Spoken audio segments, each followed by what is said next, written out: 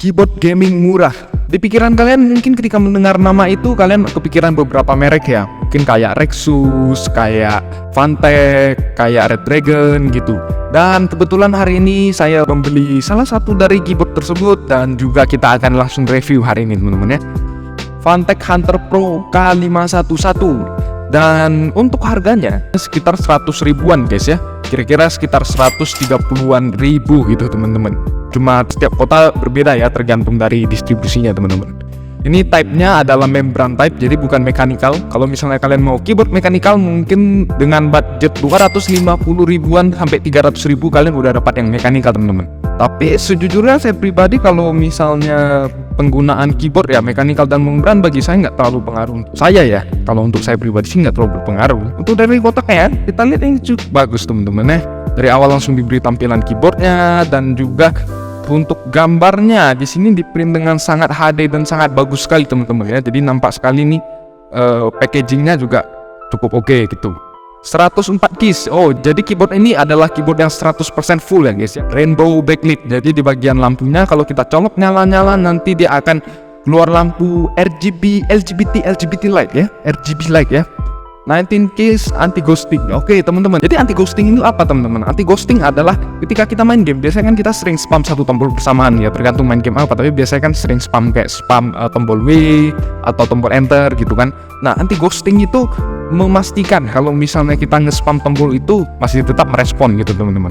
Oke, untuk bagian depannya ya sama aja. Bagian belakangnya, oke ini ada tulisan technical specification, langsung dikasih speknya di belakang ya teman-teman ya. Nama produk oke.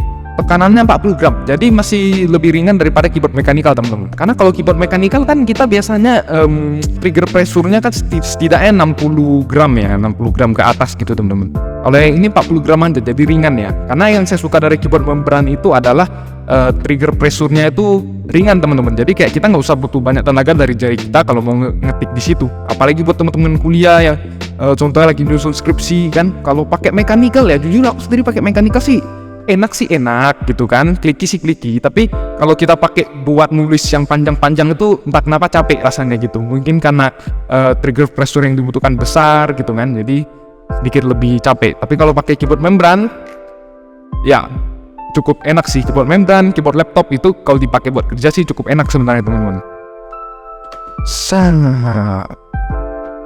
Oke, di sini seperti biasa teman-teman, kayak kita beli keyboard pada umumnya ya, dikasih semacam plastik gitu ya, mungkin untuk melapisin keyboardnya.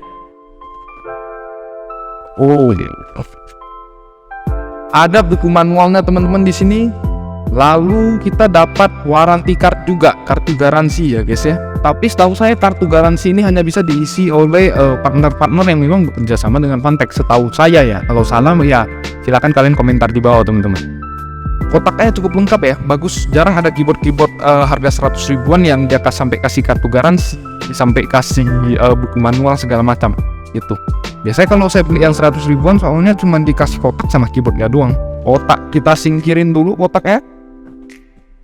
Dan ini adalah tampilan keyboard di bagian depannya. Masih tertempel plastiknya ya guys sih. Di bagian atasnya ada nama Fantech ya, meskipun di seri-seri baru sekarang keyboard mereka udah nggak pakai logonya lagi di tengahnya, mungkin diganti ke samping dan segala macam.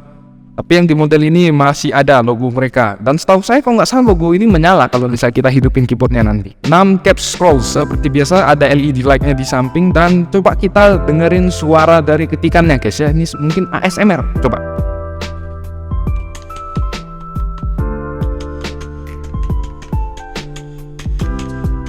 Ini keycaps-nya ini setahu saya tidak menyala. Jadi dia cuma RGB-nya dari backlight aja teman-teman, dari lampu belakangnya. Jadi kalau kalian matiin lampu dan kalian mau rasakan lampu RGB-nya bisa. Tapi kalian agak susah ngetiknya, karena kalau kalian matiin lampu yang nyala cuma RGB backlight, sedangkan tulisannya nggak nyala, jadi kalian susah nampak nanti gitu. Untuk bagian belakangnya dia ada tulis nama seri, merek, made in China, oke. Lalu ada beberapa baut di sini dan ini ada kakinya teman-teman. Ya biasa lah ya, semua keyboard pasti ada kakinya di sini. Oke, langsung aja kita coba nyalakan di sini teman-teman ya. Langsung ke komputer kita guys. Sap. Hidup. Bagus. Nyala guys ya.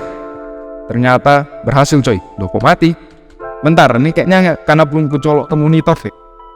Oke, akhirnya berhasil menyala teman-teman ya. Tadi karena memang kabel HDMI dari komputer saya cabut, jadi keyboardnya tidak menyala sepenuhnya. Tapi sekarang setelah semuanya saya pastikan aman, keyboardnya menyala guys ya. Untuk lampu RGB-nya ya seperti ini aja, sepertinya satu mode aja sih teman-teman.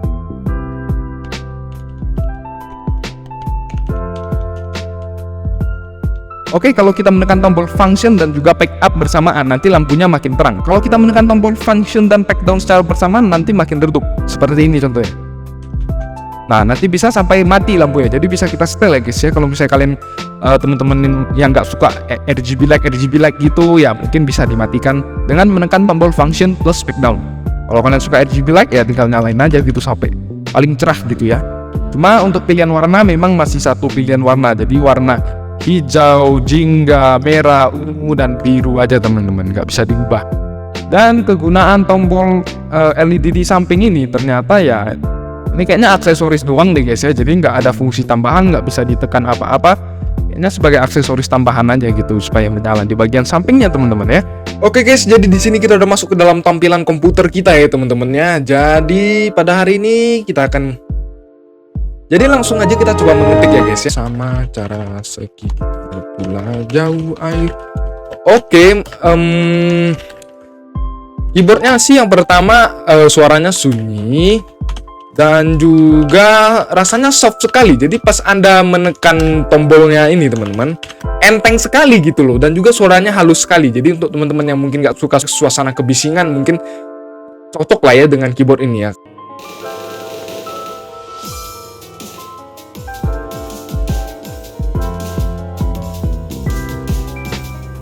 Aduh.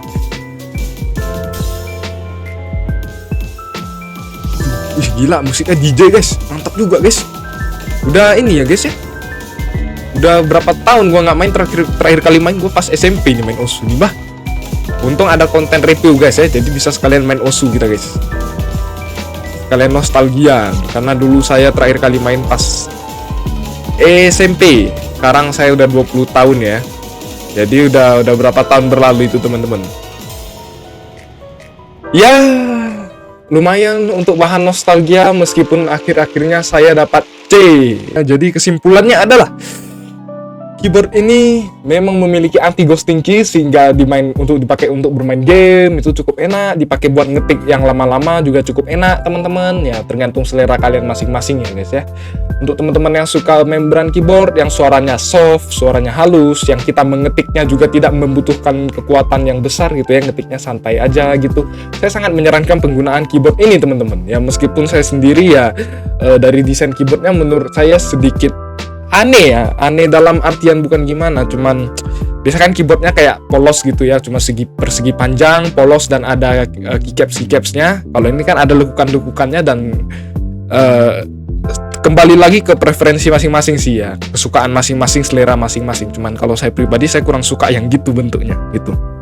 Cuman kalau dari sisi kegunaannya sih sudah cukup bagus ya, ini keyboardnya udah cukup bagus dan cukup worth it lah. 132.000 dapat keyboard yang segini. Saya dulu pakai Fantech ini juga ketahanannya sekitar setahunan lebih baru rusak ya teman-teman ya. Jadi kalian 100.000 kalau misalnya hanya untuk main-main game di rumah sudah cukup bagus produk ini. Saya beri dia nilai 8/10 teman-teman ya. Minusnya adalah ya dari bentuknya yang mungkin kurang sesuai dengan selera saya gitu. Tapi setelah itu sudah oke. Mulai hari ini namamu adalah Stephen dan kau akan masuk ke dalam koleksi dari channel ini. Thanks for watching.